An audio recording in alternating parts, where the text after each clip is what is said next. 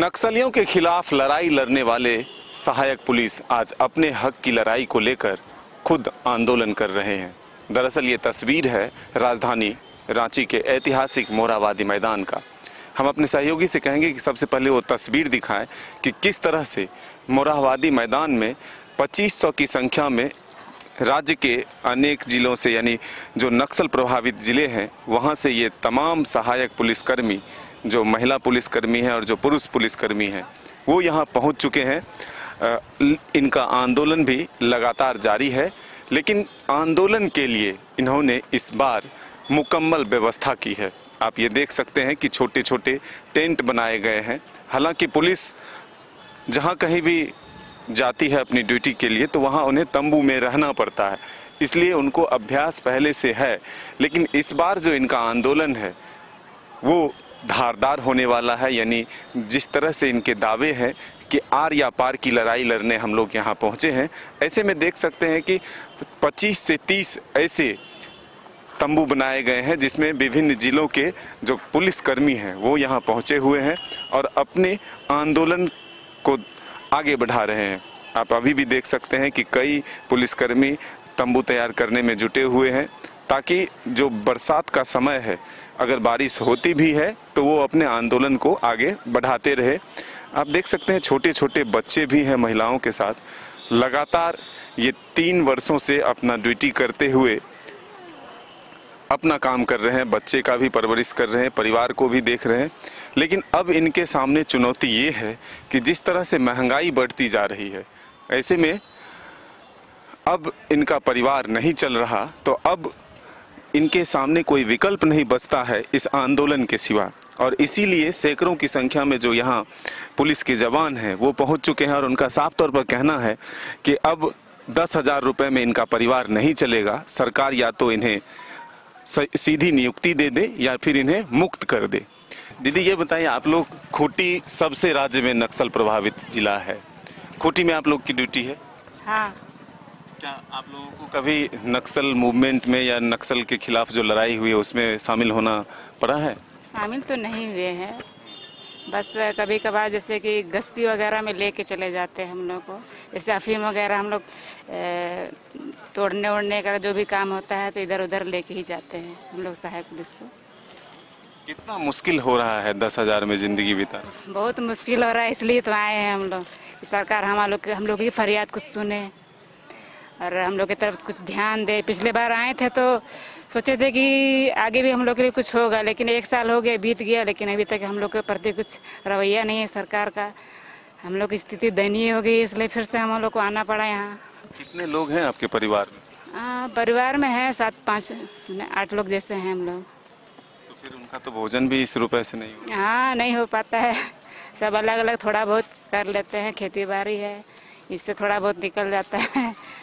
हाँ। वर्दी का पैसा मिलता है? वर्दी का तो हम लोग खुद खरीद के हम लोग किए। इतने साल में एक बार भी वर्दी का पैसा हम लोग को मिला भी नहीं है। सब अपने से ही जो 10,000 मिला उसी से हम लोग मैनेज करके चल रहे हैं। क्या सोच कर आई हैं इसमें? सोच के तो आए हैं कि सरकार हम लोग के प्रति कुछ तो दिखाए, दया दिखाए कि हम लोग को कुछ मिले, इसलिए आए हैं हम लोग। अगर आश्वासन मिलेगा फिर तो वापस चली जाएंगे? आश्वासन तो काम नहीं चलता है। पिछले बार भी आश्वासन दिए लेकिन कुछ हुआ नहीं। इस बार तो सोच रहे हैं कुछ लेके ही जाएं, सरकार हम लोग के प्रति कुछ दिखाए तो अच्छा है। इस बात का मलाल होता है कि आप लोगों का एज एक्सपायर कर गया, अगर दूसरा कुछ कंपटीशन में भाग लेते तो कुछ अच्छा होता। हाँ, वो तो है ही। कम से कम इसका मलाल तो नहीं रहता कि इसमें क्यों आए हैं, ऐसा सोचे तो नक्सली मैंने क्षेत्र से आते हैं तो कम से कम हम लोग को कुछ मिले। तो ये डर होता है कि अगर नक्सल क्षेत्र में आप लोगों को पुलिस की वर्दी पहना दी गई और अगर कल पुलिस से हटा दिया जाता है या आप खुद छोड़ देते हैं तो क्या नक्सलियों से भी डर हो जाएगा? हाँ, वो तो है ही। उन लोगों को तो पता है कि ये लोग इसमें थे ही। लोग जब चाहे बोल सकते हैं कि मेरे तरफ भी आ जाओ, ऐसा तो है ही। लेकिन हम लोग से सरकार हम लोग की तरफ ध्यान दे तो हम लोग ऐसा कुछ ना करें। लेकिन वो तो ऑफर देंगे, लेकिन जान को भी तो खतरा हो। जान को भी तो खतरा है, लेकिन क्या करें, अब जान है तो जहान है।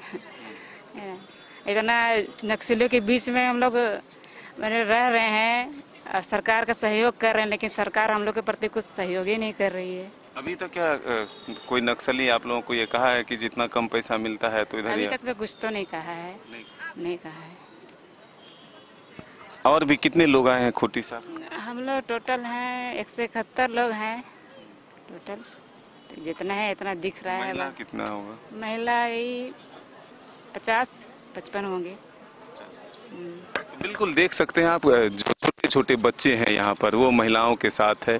और सबसे बड़ी बात है कि 10,000 रुपये में ही खुद का भी मेंटेन करना है, खुद का भी जीवन चलाना है और बच्चों का परवरिश भी करना है। तो ऐसे में अब इनके सामने काफ़ी चुनौती आ चुकी है कि वो कैसे अपनी ज़िंदगी को आगे बढ़ाए। अपने ही पैसे से उन्हें वर्दी भी खरीदनी है, ड्यूटी भी करना है, दूसरे ज़िलों में भी अब इनकी ड्यूटी लगाई जाती है। तो ऐसे में उस पैसे में ही अब ये दूसरे ज़िलों में ड्यूटी कैसे करे, ये तमाम तरह की परेशानी है। और आज इनके आंदोलन का दूसरा दिन है। तो आप देख सकते हैं कि मोराबादी मैदान लगभग 2000 सहायक पुलिस कर्मियों से भरा पड़ा हुआ है। चारों तरफ बैरिकेडिंग भी की गई है ताकि आम आदमी को किसी भी तरह का परेशानी ना हो। और जो पहले से इन लोगों ने घोषणा की है कि राजभवन और मुख्यमंत्री आवास के सामने इन्हें धरना देना है, तो सुरक्षा व्यवस्था पूरी मुकम्मल कर दी गई है ताकि ये लोग आगे न बढ़ पाए। मतलब यहाँ से चले जाएंगे तो फिर हम लोग के मतलब कि एक रास्ता थोड़ा बंद हो जाएगा ना सर। आप लोगों की पहचान तो अब मतलब जैसे कि यहाँ नक्सली भगाने के वास्ते से मतलब नक्सली ना बने कह के उसी एवज को देखते हुए हम लोग को बहाल किया गया था। लेकिन अभी तो ऐसे हो गया कि अभी हम लोग को डर सा हो गया। हम लोग का पुलिस विभाग का सब सिस्टम तो हम समझ चुके हैं, पुलिस में 4 साल दे चुके हैं। और अगर यहाँ से अगर निकल भी जाएंगे तो कल का डेट में क्षेत्र में वही इलाका से बिलोंग करते हैं, तो कल का डेट में हम ही लोग ना खोजेगा नक्सली, हम ही लोग को खोजेगा, दिक्कत पड़ जाएगा। फिर ऐसे जो सिस्टम के बारे जानता है। कभी आज तक नक्सली ये कहा है क्या इतना कम सैलरी अगर मिलता है तो फिर इधर ही आ जाओ? आज तक तो ऐसे किसी ने कहा नहीं है, लेकिन जब कल का डेट में बेघर हो जाएंगे, बेरोजगार हो जाएंगे, मजबूर हो जाएंगे, वो तो मजबूरी का फायदा उठाना चाहेंगे वो भी। वैसे सरकार हम लोग से जैसे बहाल किया था, जिस वादा खिलाफी कुछ किया ही नहीं। तो घर परिवार के लोग भी ये बात बोलते हैं कि अब तुम लोग इस मुसीबत में फंसे हो। एज वैसे चला गया कि ना इधर ना उधर, बीच में है हम लोग। ना यहाँ नौकरी से परिवार चल रहा है, ना तो हम लोग अपना जा रहे हैं, ना अपना शादी ब्याह मतलब फ्यूचर देख के बहुत सी परेशानी दिक्कत हो जा रहा है हम लोग को। शादी हो गई? शादी उदी तो नहीं हुआ है, वही अब कौन रहेगा ऐसे में, लड़की कौन रहेगी हम लोग के पास। आजकल तो देखेगा ना, जिसका करियर ठीक है, भविष्य ठीक है, उसी के पास ना रहेगी लड़की भी।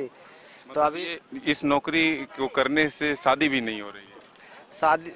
शादी भी नहीं हो रहा है। हम खुद भी मजबूरी है कि हम कैसे शादी करें, बाल बच्चा कैसे पढ़े, बीबी को कैसे खुश रखे। तो दिक्कत है, बहुत दिक्कत है।